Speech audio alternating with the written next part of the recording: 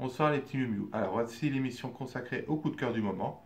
Alors forcément il n'y aura pas que des nouvelles séries, il y aura peut-être des séries qui apparaîtront anciennes, mais c'est comme ça. Donc pour commencer, l'inimitable Dragon Ball Z. C'est toujours un plaisir que de le retrouver, donc cette fois c'est sous la version adaptation de l'animé, donc tout en couleur. Donc c'est toujours sympathique, avec les graphismes de l'animé. Alors certes pas grande nouveauté par rapport aux précédentes éditions, ce n'est qu'une édition de plus, mais c'est toujours sympa de pouvoir voir en couleur et avec les dialogues et les adaptations liées à l'animé. Donc c'est la partie de Majin Buu, quand Vegeta devient Majin Vegeta. Voilà, le combat de Gohan contre Dabra. Donc c'est sympathique, c'est agréable, c'est Dragon Ball Z, ça fait toujours plaisir. Bien sûr aux éditions Glénat. Ensuite, je vais reparler donc ici de Pacte, dont j'ai parlé dans une précédente vidéo. Donc pourquoi c'est un coup de cœur? Parce que c'est un récit très bien construit sur le terrorisme, sur l'anticipation, sur ce que pourrait être notre monde dans quelques années.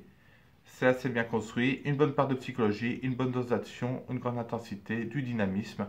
Bref, c'est original, ça fait du bien, c'est agréable, c'est sympa, c'est un grand coup de cœur. C'est aux éditions Pika. Je voudrais tuer par une lycéenne, j'en ai parlé dans la précédente vidéo, donc aux éditions Delcourt Tomkem. Donc toujours le même principe, donc on reprend ce que j'ai dit dans la précédente vidéo, c'est-à-dire un professeur qui va être tué par une lycéenne, mais ce qui plaît vraiment, c'est la manière dont c'est présenté, tout l'aspect psychologique, tous les événements qui s'enchaînent, le dynamisme, les graphismes aussi qui sont très beaux, et surtout qu'on puisse voir que chaque chapitre est consacré à un personnage en particulier, donc tous les personnages sont importants, sont mis en avant, c'est très agréable, c'est original, c'est vraiment super à lire, c'est un grand coup de cœur et une grande surprise. Parce qu'à vrai dire, je ne m'attendais pas à grand chose quand j'ai vu le titre au début. Ensuite, Hawkwood, aux éditions Doki Doki. Donc là, il s'agit des tomes 5, 6 et 7, sachant que le dernier tome sera le tome 8.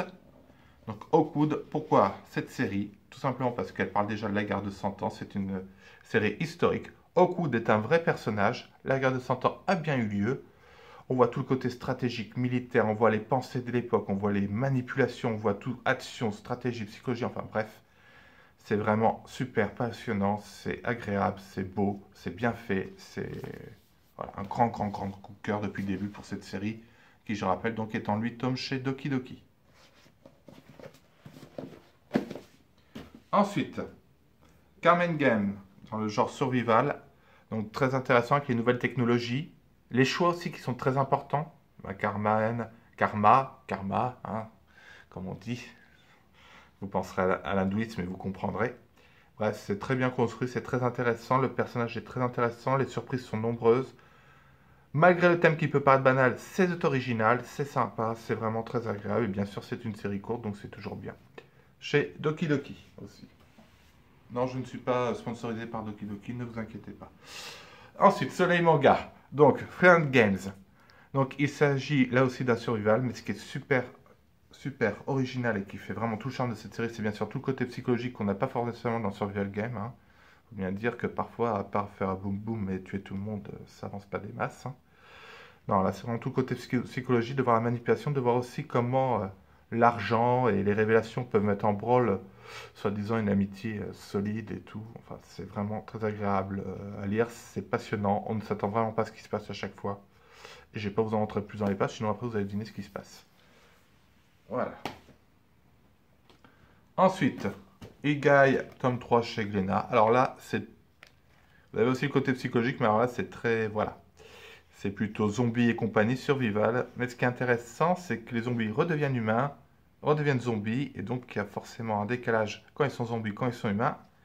Mais on ne sait pas finalement qui sont pires entre les zombies ou les humains. C'est assez intéressant.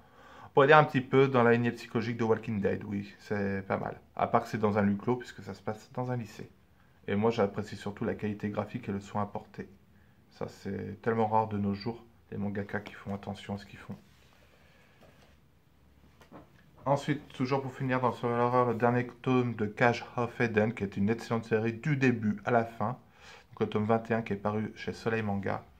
Cage of Eden qui, avec ce clap final, franchement nous laisse bouche bée. On n'aurait jamais pu imaginer un tel clap final. Mélange de préhistoire, de survival horror, de psychologie, de drame humain, d'amour, bref, tout est bon dans cette série. C'est voilà, excellent. Et le final, encore plus que le reste. Et pour terminer, alors là, c'est vrai que je me serais même pas attendu à dire ça un jour, un coup de cœur pour l'Attaque des Titans. Autant dire que pour moi, ça fait très bizarre. Voilà, donc l'Attaque des Titans Lost Girl, chez Pika Édition. Donc l'Attaque des Titans, j'ai même plus besoin de présenter, hein. Je pense que sinon, c'est que vous n'avez jamais vu ou entendu parler de manga, hein. Donc il s'agit du personnage d'Annie, qui est un personnage phare. Misaka est dans le tome 2, mais le tome 2 n'est pas un coup de cœur. Mais le tome 1, vraiment, le personnage d'Annie, excellent. Graphiquement, très bien travaillé cette série, en 2 tomes. Une histoire originale, impeccable. Vraiment, très bon. Voilà, et tu... Ciao.